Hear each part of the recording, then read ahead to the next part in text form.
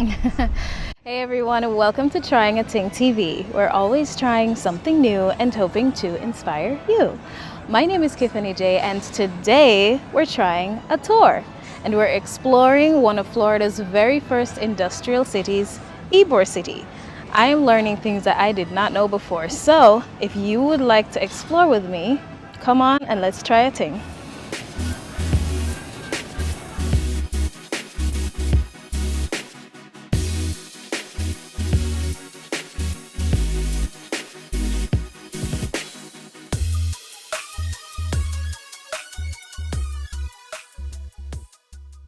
So we're here in Ybor City, Tampa's Latin Quarter, and it's located in Florida's Gulf Coast. Tampa Bay, or Champa Bay, has been setting trends for quite some time now. If we go way back to the 1800s, we'll see how Ybor City gets its start as one of the very first industrial towns of Florida. The city was named after its founder, Vicente Martinez Ybor, who has a very interesting backstory.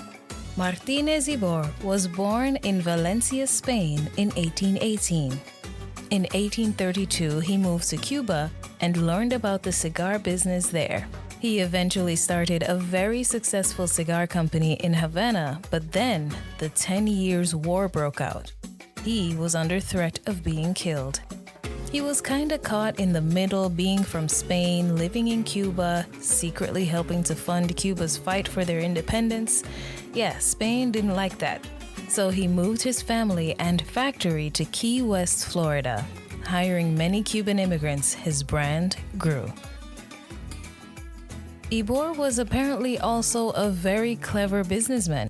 He was able to sell cigars made mostly from Cuban tobacco, rolled by Cuban workers living in Florida, thus maintaining authenticity while avoiding import tariffs or taxes.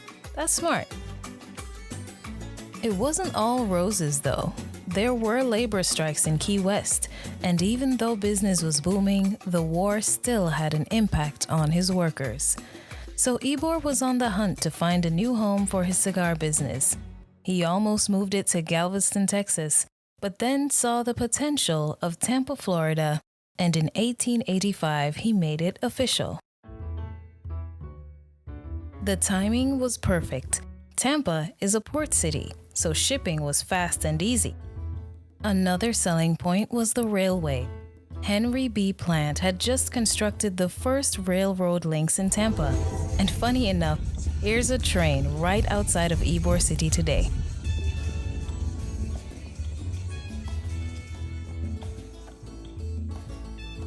Arguably the best reason for Ybor moving to Tampa, outside of the land having such a low cost, which definitely is not the case today in 2022, Tampa had and still has such hot and humid weather, which makes it the perfect place to roll cigars.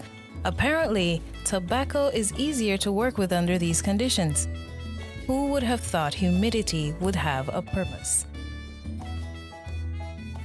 Ybor City has an old world charm, with bricks showing up in the architecture everywhere. I mean, this U-Haul and even this McDonald's has brickwork. The brickwork takes me back to Spanish Town in Jamaica. I've always loved the historical feel there as well.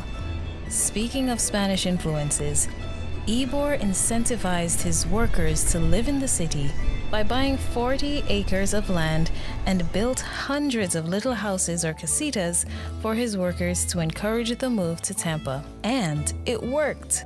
Immigrants from Spain, Cuba, and Italy came in droves and built Ybor City into the booming industry town that it became. Other cigar makers saw this and made the move too.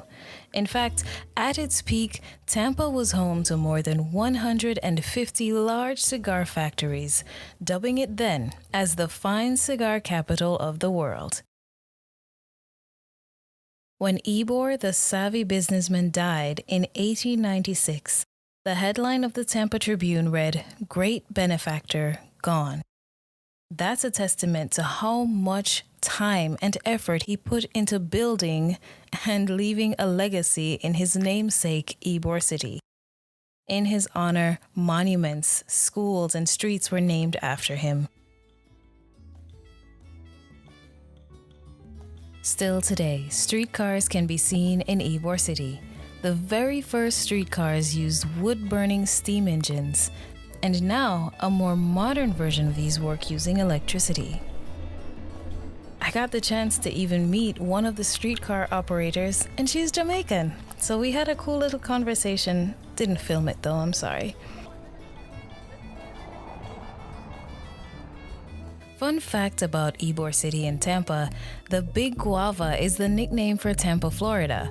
I've never heard this, but it was coined back in the 1970s to pay homage to Ybor's business partner, Gavino Gutierrez, who came to Tampa in 1884 due to a false rumor about the ability to find guava trees. The rumors were false, but it served a purpose in leading Ybor to the city now dubbed a historical district. Though the cigar industry experienced a vast decline after 1920, the seeds had already been planted, and what remains today is a legacy town full of culture and Ybor chickens who are allowed to roam the streets, adding to its charm.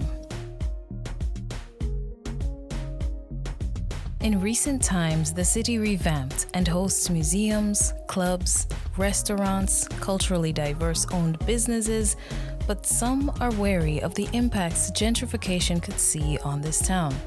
You see, every era and every locale has potential problems, wars, crises, but the problems don't write the whole story. That's an excellent part to pause and share the words that are speaking to me this week, and I hope they speak to you.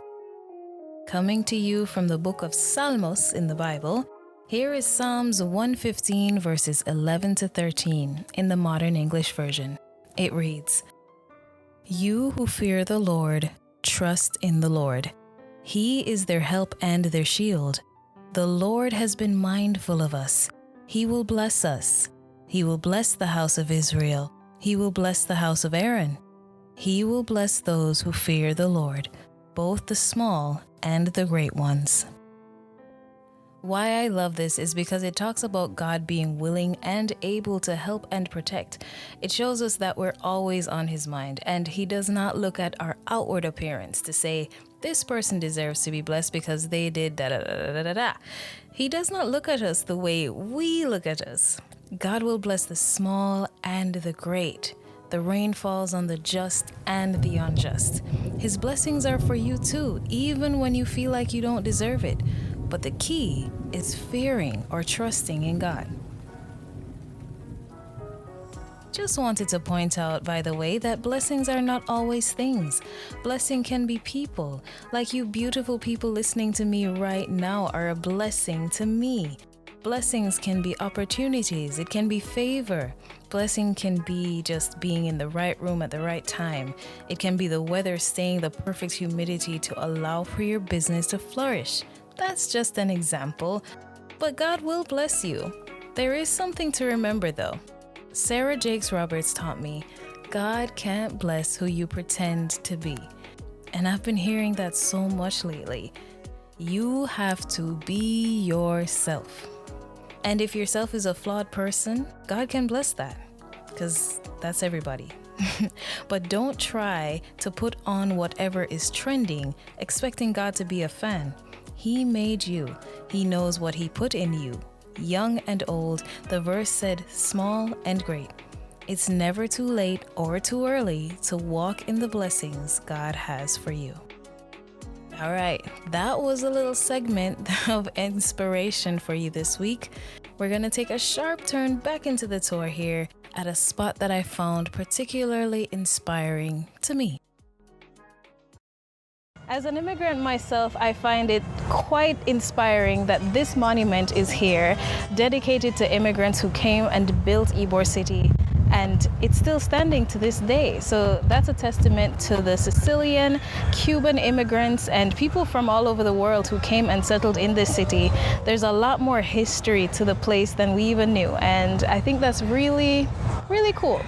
So hopefully there will be more tours like this to come and more exploration.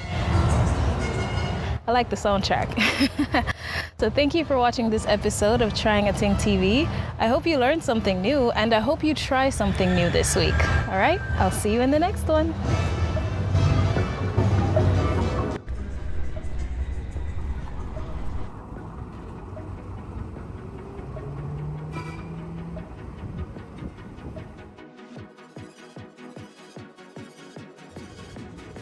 You ready for your close-up?